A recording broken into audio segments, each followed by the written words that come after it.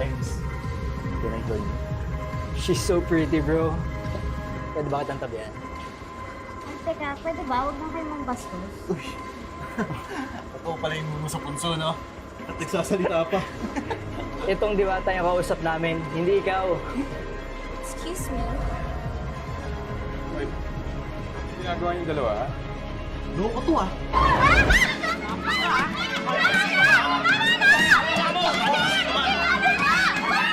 Security! Kunin nyo to! Ikaw to!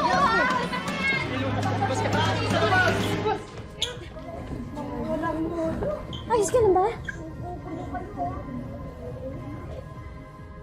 Hindi mo naman na kasi dapat pinatulan yung mga yun eh.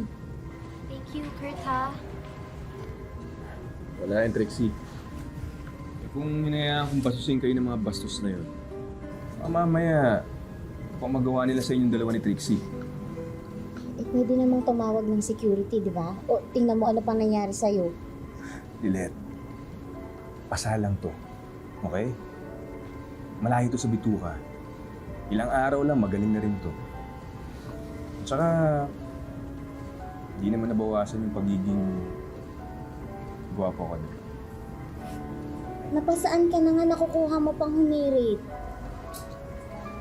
Pero, salamat sa pagtatanggol mo sa amin, ha? Siyempre naman. Anytime. Kahit sino pa yan, kung nakita ko na binabasos ka si Trixie, siyempre hindi ko sila hayaan. Lalo ka na. Protektahan kita.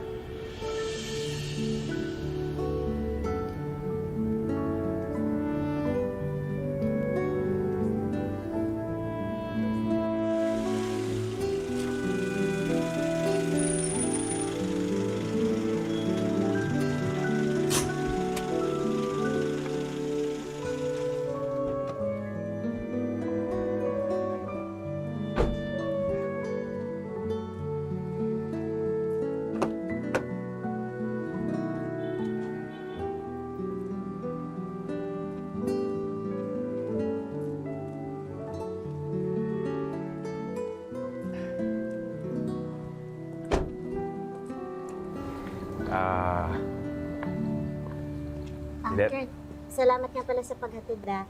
Tsaka salamat din pinagtanggol mo kami kanina.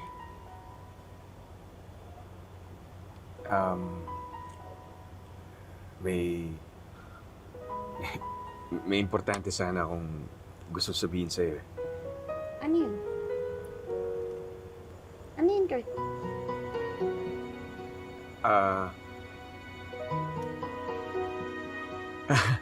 Ituloy natin yung yung guesting mo sa podcast ko, ha?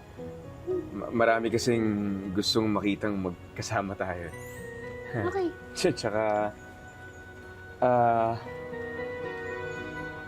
may isa pa sana akong importanteng gusto sabihin sa'yo. Lilet? Kurt? Magandang gabi, Aling Ses. Salamat sa paghatid mo sa bebe ko, ha? Ano pala nangyari sa mukha mo?